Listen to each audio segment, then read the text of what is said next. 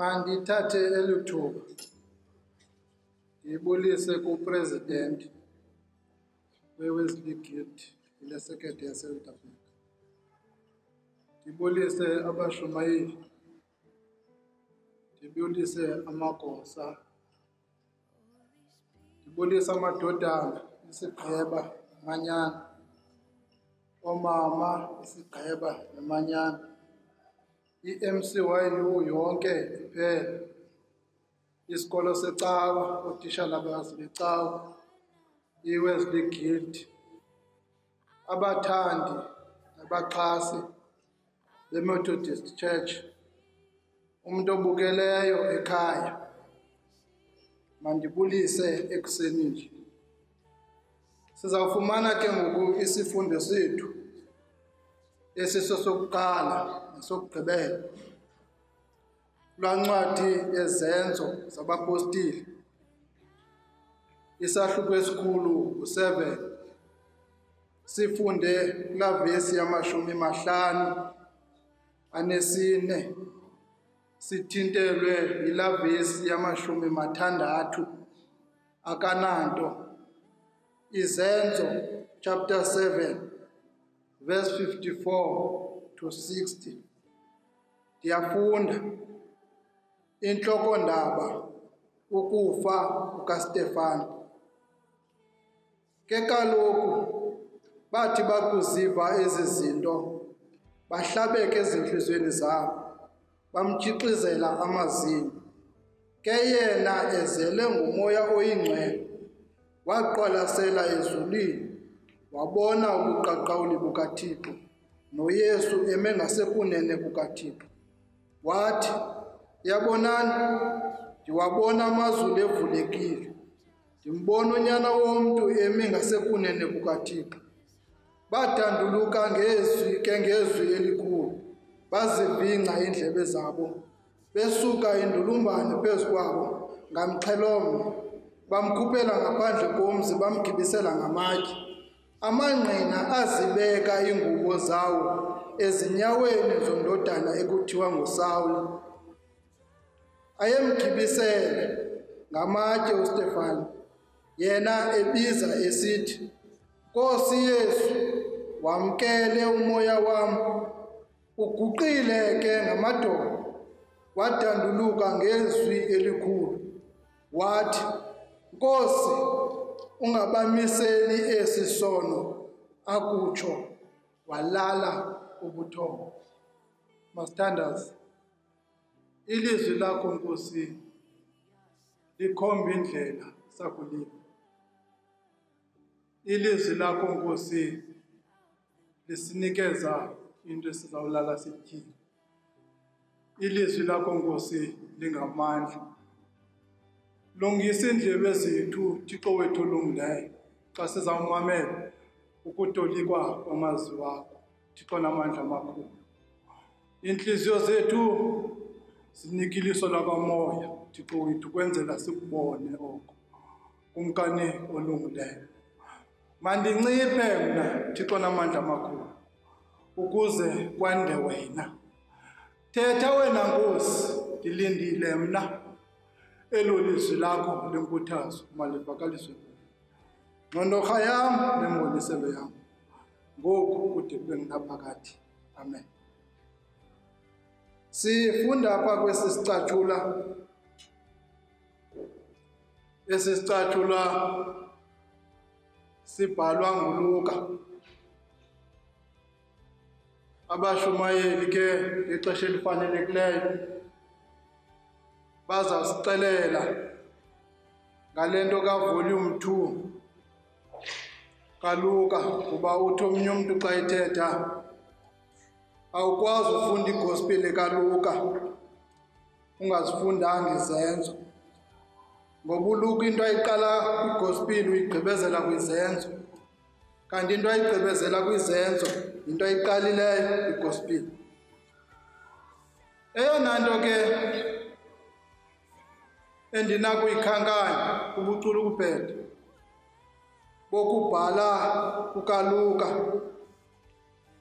ezinye ndiziyekele abantu abakwaziyo ukushumayela, into yokuba uLuka kwesi sicatshulwa usebenzisa umpostile uPawulos njengesource. Kaloku uLuka xa ibhala izenzo kwi-first half yezenzo usebenzisa uPetros njengesource yokubhala kwakhe uLuka. Ngoku uLuka usebenzisa umpostile uPawulos ukuze asibalisele elibali. Kuyabonakala ke kokuba kungeli xesha baphuma eKesareya bejonge eRome, ngeli xesha uPawulos abalisela uLuka le ndaba kaStefane, embalisela ngenjongo yokuzama uphuhlisa into ethile. Kodwa ke masimyeke uLuka nokubalisa kwakhe, ke sijonge uStefane lo athetha ngaye. Kulaa vesi ya60 akananto, kukho indawo esizawubambelela kuyo pha ekugqibeleni. Uguqile ke ngamadolo wadanduluka ngezwi elikhulu wathi, "Nkosi, ungabamiseli esi isono." Akutsho walala ubuthongo. Ngelo xesha mongameli, ndifunafunana nesi sifundo. Ndathi xa ndizenzela umgomo, ukuba awudleki ngokholo lwakho, ukholo lwakho aluxabisekanga. If your faith cost you nothing, it is worth nothing. uStefano lo ngulowa athe abafundi bakaYesu xa beshumayela kwakwisikhalo sokokuba abahlolokazi bakwaJuda ababajongi xa besenza izinto, bathi ababashumayeli, "No, into masiyenze yonyula abantu abasixhenxe ukwenzela into yoba bazawujongana ncakasana nabahlolokazi." uStefano ube ngomnye wabanyulileyo kwabo kuloo 7. Ushumayele ke uStefano ixesha elininzi kwizindlu zesinagogu. uStefano ezedikeni kwisinagogu eshumayela engafihlisi. Nanamhlanje simbhaqa kwesi sicatshulwa eshumayela uStefano. Bathi ngeli xesha ke ngoku bekhona abantu abangathandiyo into ethethwa nguStefano, but yena uStefano wathetha engafihlisi. Kwibhunga elalikhona iSanhedrin kwakukho iziqu ezazikhona. uStefano ucapukise mongameli esasiqu kusithiwa sesabaFarisi, ontloko yaso inguGamaliyeli. Apho kanye umpostile uPawulos ebephuma khona, ngoba lithi bali phambi koba uPawulos adibane namadinga kaThixo. He was a Pharisee of the Pharisees. Nangoku uLuka ukhankanya kwelibali into ayinyengezayo. Ndibona into yoba ufuna uphuhlisa uhambo lukampostile uPawulos. Uthi amangqina azibeke ingubo zawo kwindodana enguPawulos. Kodwa ke zintathu izinto rhamente yakho kwethu endizifundiswa sesisicatshulwa. Okokuqala ngamazwi kaStefano. Uthi uStefano noba imeko ithini, wakuzaliswa ngumoya kaThixo, ayavuleka amazulu. Ngexesha bemquluma lo mfo ngamatye uStefane, ithi incwadi athi uStefano ekuqaleni kwakhe xa eshumayela kule ndawo, zithi iBhayibhile zesiNgesi, with one accord asuke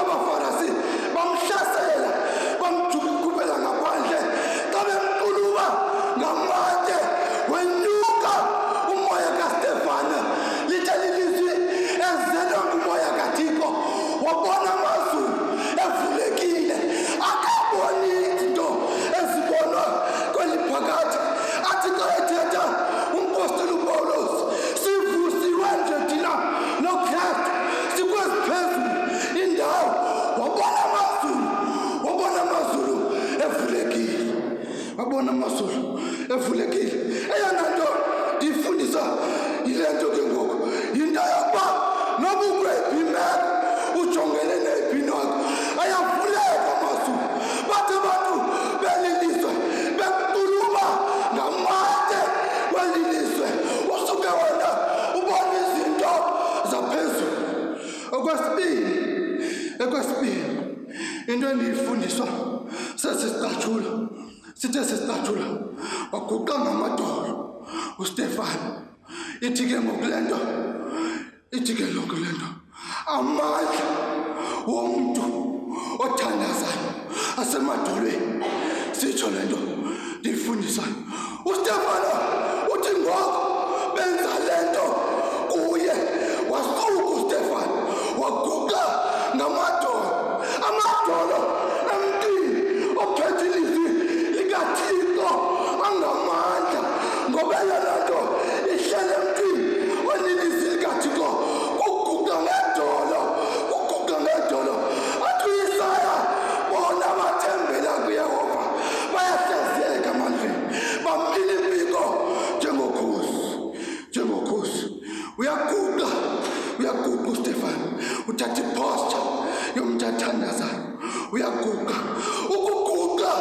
ukuguqa thatha unzonga yisimboli nophawu lokubonakalisa ukuzinikela amajoni akudala nabantu abafuna ukuzinikela ebesithi xa izigama ezincane ebonakalisa into yoba wahlulakele awangamadolo aphakamisa izandla wenza loo nto uStefano yena nezinto zeliphakathi kufika kuye ukuzinama uwangamadolo phambi kobuso bukaThixo uyasarenda konke kwakhe uthi ngoku Nkosi nakuleni imeko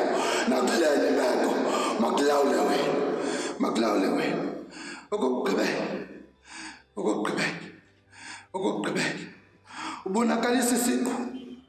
ubonakalisa isiqu uStefano somKristu endingafuniyo ukuba nguye. Ubonakalisa isiqu somKristu endingathandiyo ukuba nguye. Uthi Nkosi uzungabamiseli ngesisono. uStefano uyathandaza. uStefano ulula izandla uStefano uthandazela abamandezeli bakhe ngexesha abantu bemquluma ngamatye. uStefano akaboni le nto yokuqulutshwa ngamatye yangathi uthi uStefano umntu okuYehova uThixo uyathandazela abantu abazinjaba zakhe uthi ngexesha abantu besiza kuwe bephethe indulungwane zamatye usuke umoya uwe phambi kobuso bukaThixo ubathandazele. okokugqibela uthi lo mfo xa igqibezele uthi lo mfo bawo ndiyawunikezela kuwe umoya wam. uStefano uthi kumntu akholwayo you must own umoya wakho. Xa unelizwi likaThixo awunikezi ngomoya wakho. Ngexesha uStefano athetha le nto ise-fresh ezingqondweni zethu. ingqoko ibiseJerusalem wathi uYesu xa ithetha wathi ndim ngokwam obuyinikela ngayo obabubomi akukho mntu ubuthabathayo ngokwam. ise-fresh ingqoko yasemnqamlezweni yabashumayeli kwilizwi lesixhenxe. Bawo ndiyawunikezela esandleni sakho umoya wam. usifundisa uStefano ngokuba umoya womKristu uhlala kuwe until umoya wakho unikezele kuYehova uThixo. uYehova uThixo makanibuke. uYehova uThixo makavule izandla zakhe. uYehova uThixo makaniwole. uYehova uThixo wakanithuthuzela ngakusikelele ithamsanqeliso yokufunda ukushunyayela nokuthetha kwelizwi lakhe ngoku kude kube ngaphakathi. Ilizwi lakho Nkosi yami balivakaliswa lifana nemvula Thixo namandla amakhulu ethi xa isina unyakamiso umhlaba Thixo wethu olungileyo ukuze Thixo untshule nezityalo Thixo namandla amakhulu bebezisayo kuntu lithethiwe uvakalisiwe wena Thixo wethu wathi umculi Nkosi yami ubuncoko bakho masibuve Thixo wethu lakutshili ilizwi lakho nawe masikuve yenza kaloku Nkosi okwakaloku nje okokubindlebe zethu zilive ilizwi lakho ukuze lifumane indawo yokuhlala ngoba asinqweneli ukuba ngabaphulaphuli belizwi lakho. Eyona nto siyinqwenelayo Nkosi yami kukuba ngabenzi belizwi lakho ngoku